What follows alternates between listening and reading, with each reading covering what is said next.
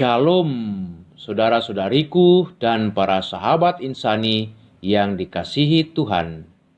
Selamat berjumpa kembali dalam program Renungan Rohani Insani. Inspirasi Sabda Allah hari ini, Senin 19 Oktober 2020, bersama Pastor Stefanus Chandra, Imam Diosesan Keuskupan Agung Makassar, yang sedang bertugas di Seminarium Angin Mamiri, Yogyakarta. Selamat mendengarkan. Shalom Bapak Ibu, Saudara-saudariku yang terkasih dalam Yesus Kristus.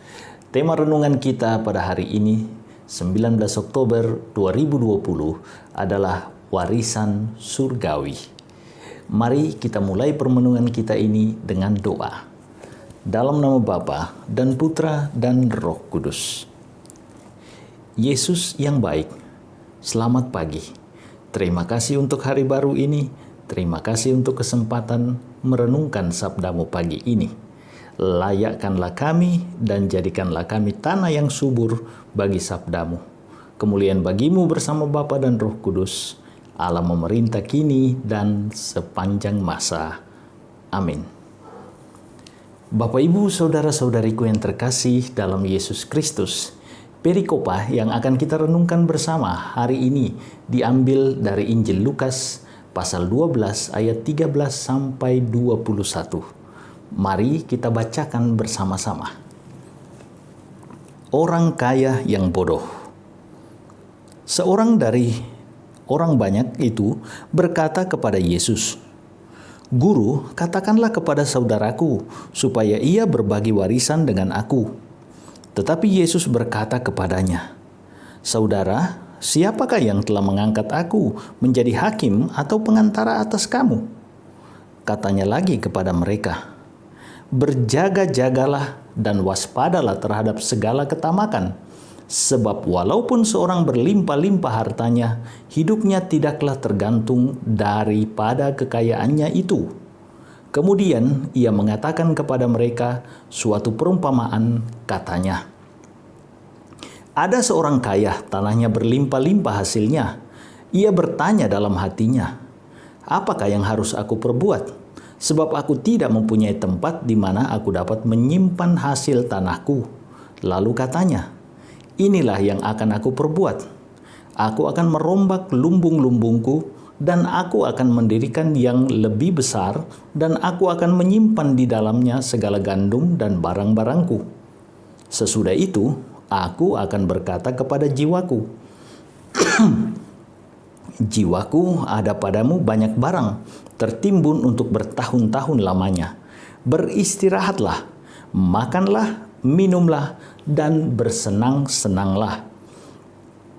Tetapi firman Allah kepadanya, 'Hai engkau orang bodoh, pada malam ini juga jiwamu akan diambil daripadamu. Dan apa yang telah kau sediakan untuk siapakah itu nanti?' Demikianlah jadinya dengan orang yang mengumpulkan harta bagi dirinya sendiri, jikalau ia tidak kaya di hadapan Allah." Bapak Ibu, saudara-saudariku, bacaan Injil hari ini mengetengahkan permintaan seorang kepada Yesus agar Yesus mau mengurus masalah warisan keluarganya dengan saudaranya. Yesus menolak dengan keras dan menunjukkan bahwa motivasi di balik permintaan tersebut adalah ketamakan. Yesus juga mengajarkan bahwa pencarian utama dalam hidup adalah menjadi kaya di hadapan Allah. Pertanyaannya, mengapa tanggapan Yesus terhadap permintaan orang ini begitu keras dan vulgar?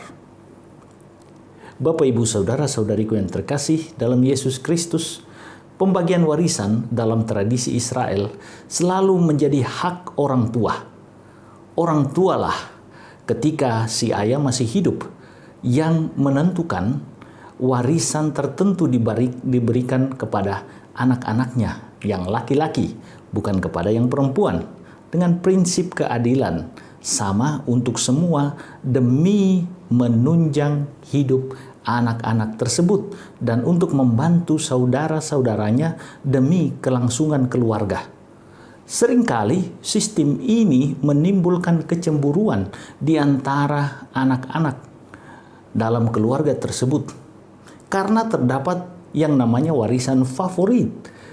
Sang ayah mempercayakan umumnya warisan favorit tersebut kepada anak laki-laki yang dipercaya olehnya, tentu putra favorit, agar dapat menjaga warisan ini karena ini menjadi warisan maskot keluarga demi menjaga kelangsungan dan kelanggengan nama keluarga.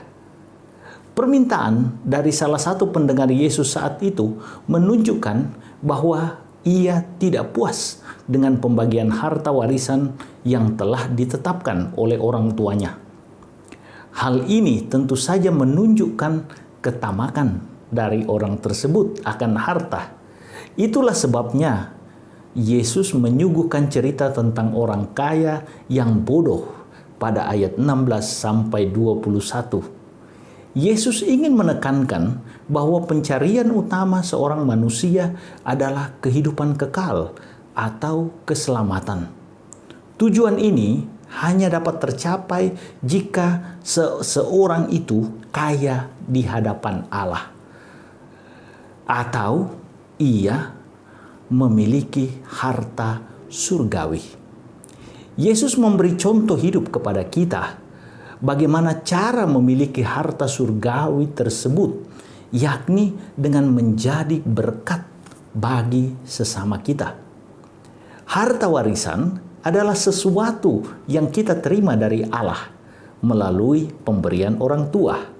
Tetapi harta surgawi hanya dapat kita peroleh dan miliki ketika kita berani membagikan sesuatu yang telah kita miliki kepada sesama kita. Maka sifat harta duniawi kita terima, harta surgawi kita harus beri dan bagikan kepada sesama kita. Jika kita sadar sebagai manusia beriman bahwa dasar keselamatan kita adalah rahmat Allah yang kita terima dari Allah dan harta duniawi adalah wujud kasih Allah kepada kita, maka kita pasti tidak akan melekatkan diri pada harta duniawi. Kita bahkan akan menggunakan harta duniawi yang kita miliki sebagai sarana atau alat untuk memperoleh harta surgawi, yakni keselamatan kekal. Dengan demikian, Bapak Ibu Saudara-saudariku, harta duniawi adalah sarana, bukan tujuan akhir dari hidup kita. Maka ketika kita hidup, kita jangan berhenti pada barang-barang duniawi, tetapi harus berakhir pada warisan surgawi, yakni keselamatan kekal. Tuhan Yesus memberkati. Marilah berdoa.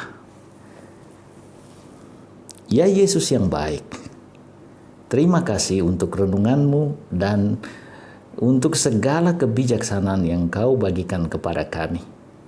Kini utuslah kami untuk menjadi pembawa berkat bagi sesama kami.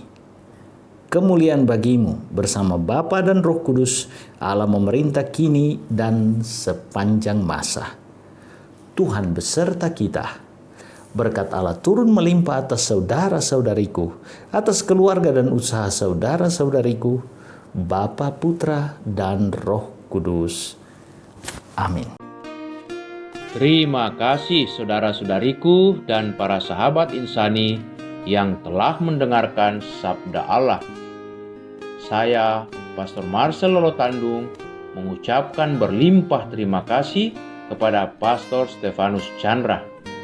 Semoga Pastor bersama dengan rekan-rekan imam, para frater, dan segenap penghuni seminarium Angin Mamiri senantiasa diberkati Tuhan dalam setiap aktivitas dan pelayanannya. Amin.